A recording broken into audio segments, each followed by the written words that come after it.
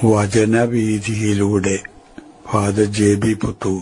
വിശുദ്ധ ലൂക്കാ രചിച്ച നമ്മുടെ കർത്താവ് യേശുമിശിഹായുടെ പരിശുദ്ധ സുവിശേഷം. അധ്യായം 11, 1 മുതൽ 4 വരെയുള്ള വാക്യങ്ങൾ. യേശു പഠിപ്പിച്ച പ്രാർത്ഥന. അവൻ ഒരിടത്ത് പ്രാർത്ഥിച്ചുകൊണ്ടിരിക്കുകയായിരുന്നു. പ്രാർത്ഥിച്ചു കഴിഞ്ഞപ്പോൾ ശിഷ്യന്മാരിൽ ഒരുവൻ വന്നു പറഞ്ഞു, കർത്താവേ, യോഹന്നാൻ തന്റെ ശിഷ്യന്മാരെ പഠിപ്പിച്ചതുപോലെ ഞങ്ങളെയും പ്രാർത്ഥിക്കാൻ പഠിപ്പിക്കുക. അവൻ അരുളി ചെയ്തു, നിങ്ങൾ ഇങ്ങനെ പ്രാർത്ഥിക്കുവിൻ: പിതാവേ, അങ്ങയുടെ നാമം പൂജിതമാകണമേ, അങ്ങയുടെ രാജ്യം വരേണമേ, അന്നന്ന് വേണ്ട ആഹാരം ഓരോ ദിവസവും ഞങ്ങൾക്ക് നൽകണമേ, ഞങ്ങളുടെ പാപങ്ങൾ ഞങ്ങളോട് ക്ഷമിക്കണമേ, എന്തെന്നാൽ ഞങ്ങളുടെ കടക്കാരോട് ഞങ്ങളും ക്ഷമിക്കുന്നു, ഞങ്ങളെ പ്രലോഭനത്തിൽ ഉൾപ്പെടുത്തരുതേ.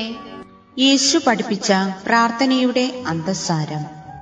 മനുഷ്യർക്ക് മനുഷ്യരെ മനസ്സിലാക്കാനുള്ള പ്രാപ്തി സഹജമാണ് എന്ന് വേണം കരുതാൻ.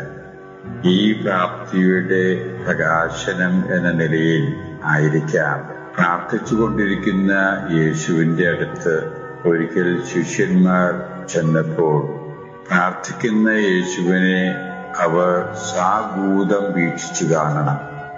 യേശു പ്രാർത്ഥനയിൽ മുഴുകിയിരിക്കുന്ന ആ രൂപം അവരിൽ വളരെയേറെ മതിപ്പ് ഉളവാക്കി കാണണം. യേശുവിന്റെ പ്രാർത്ഥന അവസാനിക്കുന്നതുവരെ അവർ അവിടെ യേശുവിനെ നിരീക്ഷിച്ച് വീക്ഷിച്ച് നിൽക്കുകയാണ്.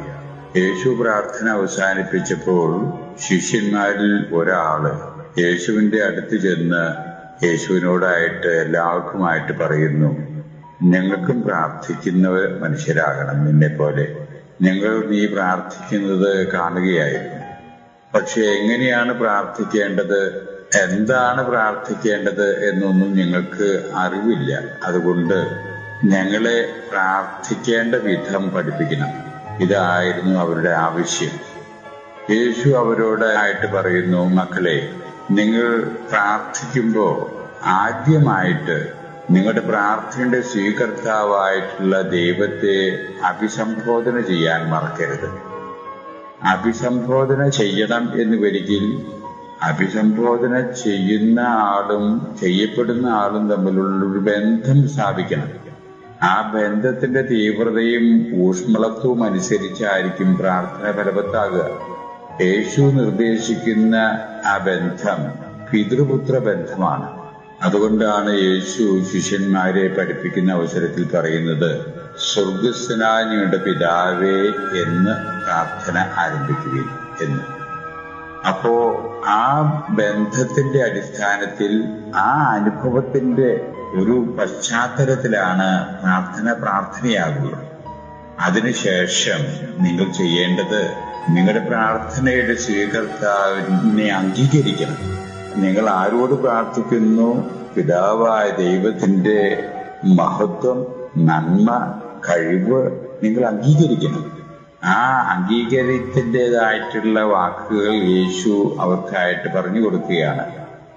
ആദ്യമായിട്ട് നാം വണങ്ങണം, നിന്റെ നാമം ശുദ്ധീകരിക്കപ്പെടണം, നിന്റെ ഇഷ്ടം നിറവേറണം, നിന്റെ തിരുമനസ് ആണ് നടക്കേണ്ടത് എന്ന ചില അസ്തിത്വാത്മകമായ ചില യാഥാർത്ഥ്യങ്ങൾ സ്മരിക്കപ്പെടണം.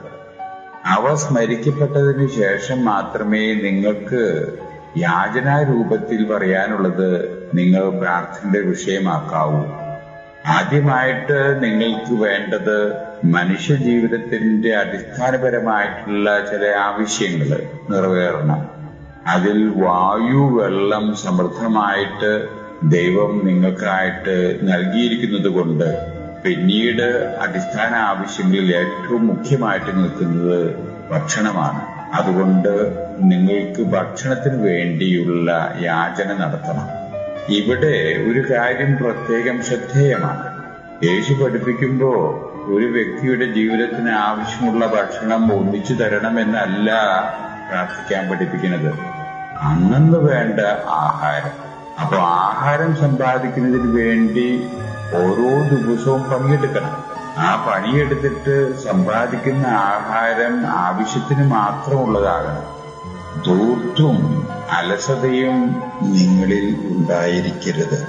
നിങ്ങൾ കൂടുതൽ സമ്പാദിച്ച് അത് മറ്റുള്ളവർക്ക് വേണ്ടി ലഭിക്കേണ്ടത് അവർക്കായിട്ട് കൊടുക്കാതെ നിങ്ങൾ സ്വരൂപിച്ചു വെച്ചാൽ അത് നിങ്ങൾ ചെയ്യുന്ന തെറ്റാണ്. ഈ അവബോധത്തിലായിരിക്കണം നിങ്ങളുടെ പ്രാർത്ഥന. നിത്യമായിട്ട് സാധിക്കുന്ന അത്ര ജോലി ചെയ്ത് നിത്യവൃത്തിക്ക് പരിശ്രമിക്കണം നിങ്ങൾ. ഇതാണ് യേശു അവരോടായിട്ട് യാചനാരൂപത്തിൽ പ്രാർത്ഥിക്കുമ്പോൾ ആദ്യമായിട്ട് ചെയ്യേണ്ടതായിട്ട് പറഞ്ഞു കൊടുക്കുന്നത്. രണ്ടാമതായിട്ട് യാചിക്കേണ്ട കാര്യമായിട്ട് യേശു ശിഷ്യന്മാർക്ക് നിർദ്ദേശിച്ചു കൊടുക്കുന്നത്, ഞങ്ങൾ തെറ്റുകളും കുറ്റങ്ങളൊക്കെ ചെയ്യുന്നവരാണ്. നിങ്ങളുടെ തെറ്റുകളും പാപങ്ങളും കുറവുകളുമൊക്കെ നീ ക്ഷമിക്കണം. പക്ഷേ ആ ക്ഷമിക്കുന്നതിനെ ഒരു വ്യവസ്ഥ എന്ന രീതിയിൽ യേശു ശിഷ്യന്മാരെ പഠിപ്പിക്കുകയാണ്. ഞങ്ങൾ ഞങ്ങളുടെ സഹോദരങ്ങളോട് പരസ്പരം വിട്ടുവീഴ്ചയും ക്ഷമയും സഹിഷ്ണുതയും കാണിക്കാൻ ഞങ്ങൾ സന്നദ്ധരാണ്. ആ സന്നദ്ധതയുടെ അടിസ്ഥാനത്തിലാണ് ആത്മാർത്ഥമായിട്ട് ഞങ്ങളും നിന്നോട് ചോദിക്കുന്നത്, ഞങ്ങളുടെ അധികമായിട്ടുള്ള തെറ്റുകളും കുറ്റങ്ങളും ഞങ്ങളോട് ക്ഷമിക്കണമെന്ന്. ഞങ്ങൾ ഞങ്ങളുടെ സഹോദരങ്ങളോട് ക്ഷമയും സഹിഷ്ണുതയും കാണിക്കാൻ തയ്യാറില്ലെങ്കിൽ ആത്മാർത്ഥതയോടുകൂടി ഞങ്ങൾക്ക് നിന്നോട് ഞങ്ങളുടെ തെറ്റുകൾ പൊറുക്കാൻ പറയാൻ സാധ്യമല്ല എന്നാണ് യേശു ശിഷ്യന്മാരെ പഠിപ്പിക്കുന്നത്. മൂന്നാമതായിട്ട് യേശു ശിഷ്യന്മാരെ പഠിപ്പിക്കുകയാണ്, ഞങ്ങൾ ജീവിക്കുന്ന സാഹചര്യങ്ങള് വളരെയധികം അപകടങ്ങൾ നിറഞ്ഞതാണ്. പല ചതിക്കുഴികളും അതിൽ കണ്ടെത്താം. ഞങ്ങളുടെ മുമ്പിൽ പ്രത്യക്ഷപ്പെടുന്ന ചതിക്കുഴികള്, വഞ്ചനകള്, കെണികള് അവ തിരിച്ചറിഞ്ഞ് അവയിൽ പെടാതെ ജീവിതം മുന്നോട്ട് കൊണ്ടുപോകാൻ വേണ്ട ഉൾക്കാഴ്ച അതാത് സമയത്ത് നിങ്ങൾക്ക് തരണം. അങ്ങനെ ചതിക്കുഴികൾ ഒരുക്കുന്ന, കെണികൾ സജ്ജീകരിക്കുന്ന ദുഷ്ടശക്തികളിൽ നിന്ന് ഞങ്ങളെ രക്ഷിക്കണം. ഇതാണ് യേശു ശിഷ്യന്മാർക്കായിട്ട് പറഞ്ഞു കൊടുക്കുന്ന പ്രാർത്ഥന.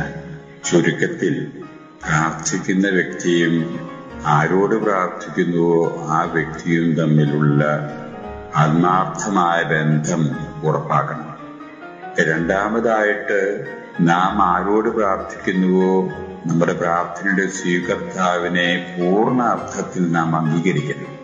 ഈ അംഗീകാരത്തിന്റെ പശ്ചാത്തലത്തിൽ മാത്രമേ നമ്മുടെ ആവശ്യങ്ങൾ യാചനാരൂപത്തിൽ ദൈവത്തിന്റെ മുമ്പിൽ അവതരിപ്പിക്കാനുള്ള ഔചിത്യം നമുക്കുള്ളൂ. ഈ ഔചിത്യത്തിന്റെ പശ്ചാത്തലത്തിൽ നമ്മൾ അവതരിപ്പിക്കേണ്ട യാചനകൾ അടിസ്ഥാനപരമായിട്ടുള്ള ജീവിത ആവശ്യങ്ങളാണ്. യേശു അത് എണ്ണി എണ്ണി ശിഷ്യന്മാരെ പഠിപ്പിക്കുന്നത് ആദ്യമായിട്ട് അന്നന്ന് വേണ്ട ആഹാരം ഞങ്ങൾക്ക് തരാൻ ഉള്ള അപേക്ഷയാണ്. രണ്ടാമതായിട്ട്, ഞങ്ങൾ പരസ്പരം ക്ഷമിച്ചും സഹിച്ചും സഹിഷ്ണുത കാണിച്ചും ജീവിക്കാൻ ശ്രമിക്കുന്നത് പോലെ ഞങ്ങൾക്കുണ്ടാകുന്ന തെറ്റുകളും കുറ്റങ്ങളും പാപങ്ങളും നീയും ഞങ്ങളോട് ക്ഷമിക്കാൻ ആവശ്യപ്പെടുകയാണ്. മൂന്നാമതായിട്ട്, ജീവിതത്തിന്റെ ഇടവഴികളിൽ ഉണ്ടാകാൻ ഇടവരുന്ന കെണികളും ചതിക്കുഴികളിൽ നിന്നും ഒക്കെ ഞങ്ങളെ രക്ഷിക്കാൻ വേണ്ടിയുള്ള ആത്മാർത്ഥമായിട്ടുള്ള ആഗ്രഹം യാചനാരൂപത്തിൽ പ്രകടിപ്പിക്കുന്നതാണ്. ദുഷ്ടശക്തികളിൽ നിന്ന് ഞങ്ങളെ രക്ഷിക്കണമേ എന്നുള്ള പ്രാർത്ഥന. യേശു ശിഷ്യന്മാരെ ചൊല്ലിക്കൊടുത്ത് പഠിപ്പിച്ച ഈ പ്രാർത്ഥന കർത്താവ് പഠിപ്പിച്ച പ്രാർത്ഥനയായതുകൊണ്ട് സാധാരണ രീതിയിൽ കർത്തൃപ്രാർത്ഥന എന്ന രീതിയിലാണ് ഇതറിയപ്പെടുന്നത്.